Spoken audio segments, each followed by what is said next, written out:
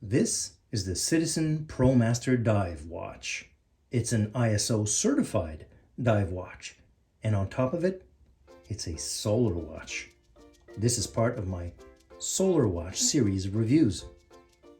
I'm Francois, and it's time to watch.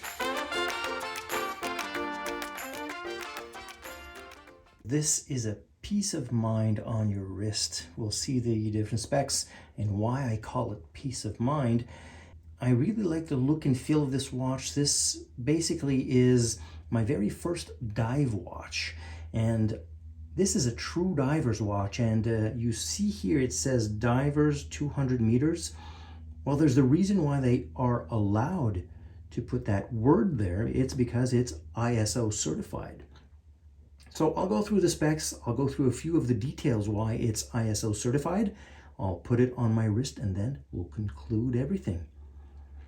So, of course, if you like these types of reviews, don't forget to press the like button, and I truly encourage you to subscribe, and if you do subscribe, press that notification bell. It truly helps, and of course, most of you know who follow me, you know that it truly helps when you press that like button and subscribe. So, thanks again for all the views and the likes. So if we get back to the specs, let's talk about the different specifications of the watch itself. The diameter is 44 millimeters. It's a lug-to-lug of 48 millimeters. It has a lug width of 20 millimeters, so this is very manageable. It has a thickness of 11.5 millimeters, and as you saw, it's a 200 meter water resistant. It's a, of course, it's a solar watch, part of my solar watch reviews. It's an Eco Drive. We'll talk about the Eco Drive technology a bit later. And of course, you see these seconds that are going around the dial itself. So it's a solar quartz watch. So while we're talking about that quartz movement, if I bring the watch closer, you see that it's a Japan-based movement. Of course, it's a Citizen watch with their own proprietary Eco Drive type of movement.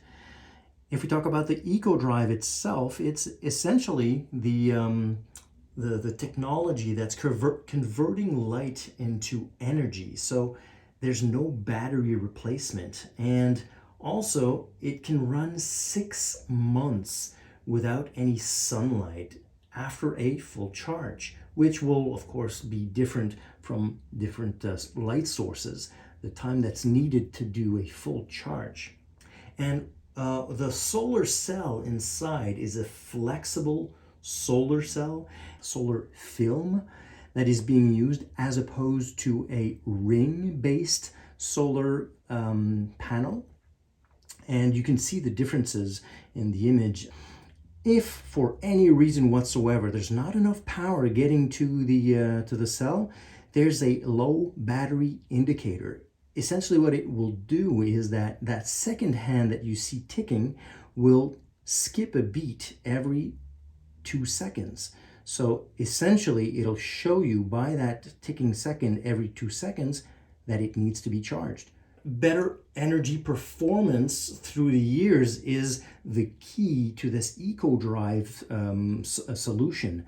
So Citizen have been, if I remember correctly, the very first watchmaker to build a solar cell with a solar panel or solar film within their watches. If we look at the dial itself, you see the markings that are really clearly visible. This is another aspect of the watch that I was really attracted to, because there's a nice contrast between the hands, the hour markers, and that dark blue dial. So you see on the rehaut on the sides here, you have the hour or minute markers, I should say, that are contrasting white against that dark blue. Then you have those hour markers that are loomed, as well as the hands that are loomed. So I'll show you the loom right away. And I think this is one of the aspects of the ISO certified certification, I should say, because it needs to be visible, clearly visible. You saw as well the pip was, the pip on the bezel was also clearly visible in the loom. So this is another thing that needs to be shown as a timing bezel.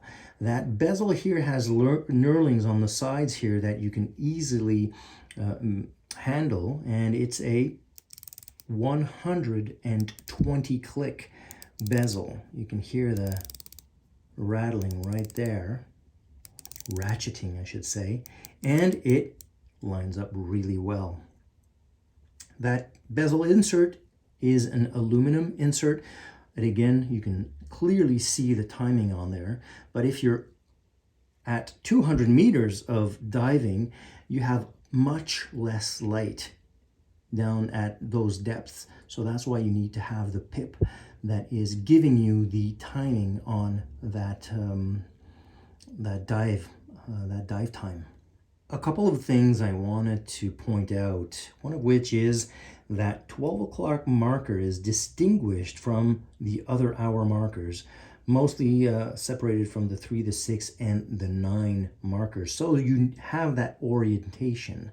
And the other thing is that date window.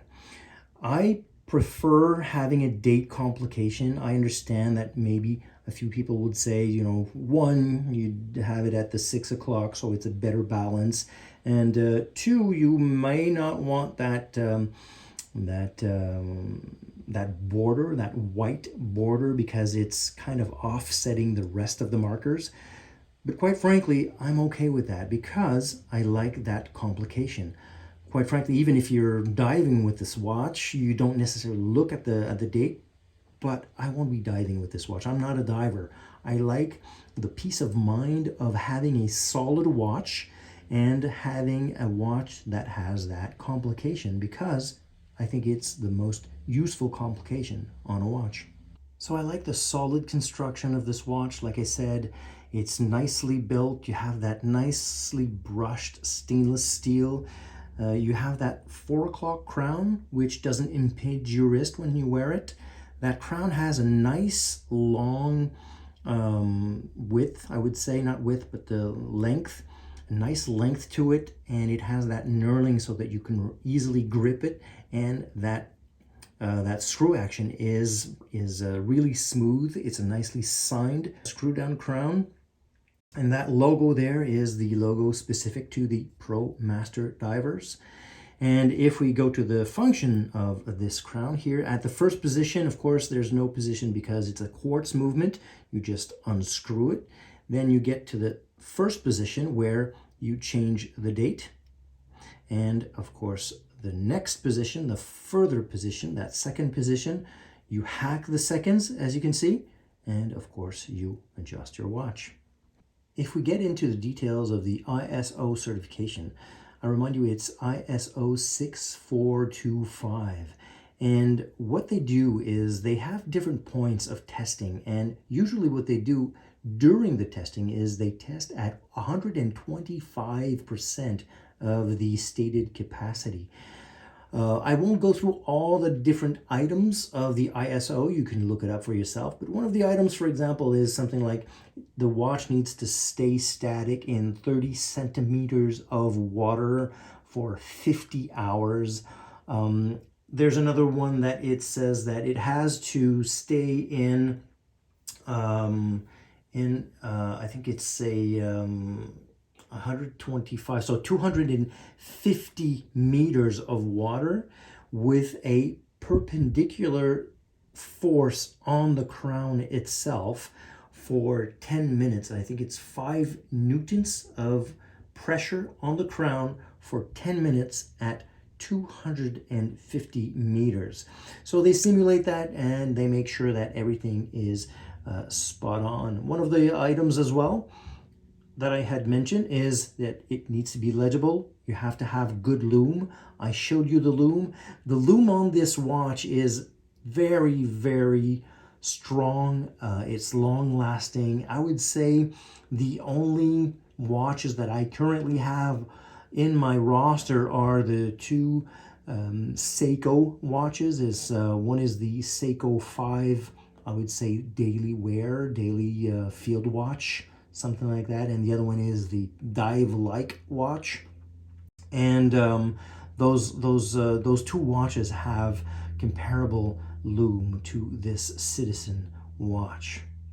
What I find weird about the ISO components is that it's not specifically indicated on the case back. On the case back, what you have is it's indicated that it's a diver's watch, 200 meters of water resistance. So the fact that it has divers there, not everybody knows that you can't put that word there if it's not ISO certified. It's water resistance to 200 meters, but it's not a diver's 200 meter if you don't have that ISO. And so the rest of the markings, if we look at the markings while we're on the case back, it talks about the fact it's a Citizen Eco Drive. There's a warning that it needs to be opened by an authorized service center repair. And of course, you have the anti-magnetism up to 4800 Gauss. So this is another feature that makes it so that it's a peace of mind type of watch where it's anti-magnetic. As you notice, this is a screw down case back, which helps with the 200 meter of water resistance. So now that we've gone through the details of the watch, let me put it on my wrist and then we'll conclude this review. So I'll have to take off this one here. And this is a Bertucci. I put it back on my wrist. I don't know if you follow me and were notified, I did a short YouTube video on this one here. So if you like these short videos, I'll put it right here if you missed it. And of course, press the like button if you want to see more. So let me put it on my wrist and I'll be right back. So here it is on my 7-inch wrist. I like the look and feel. I like the legibility, the contrast between the hands, the hour markers. And you see also the hands are two different hands where you can differentiate both of them really easily. And I don't know if you noticed, but there's some sort of anti-reflective coating on the crystal there. If you saw in the specs, it's a mineral crystal, which is hardened, and that's why it's a mineral crystal, because it's a dive watch. A lot of times you say, well, maybe should be a sapphire crystal because it's a little bit more robust, but it shatters easily more than a mineral crystal. A mineral crystal will take the beating, will take that scratch, but won't shatter necessarily. So that's another reason why this is a great Eco Drive diver's watch, peace of mind on your wrist. So I truly appreciate you joining in. This concludes my review, and I hope to see you next time.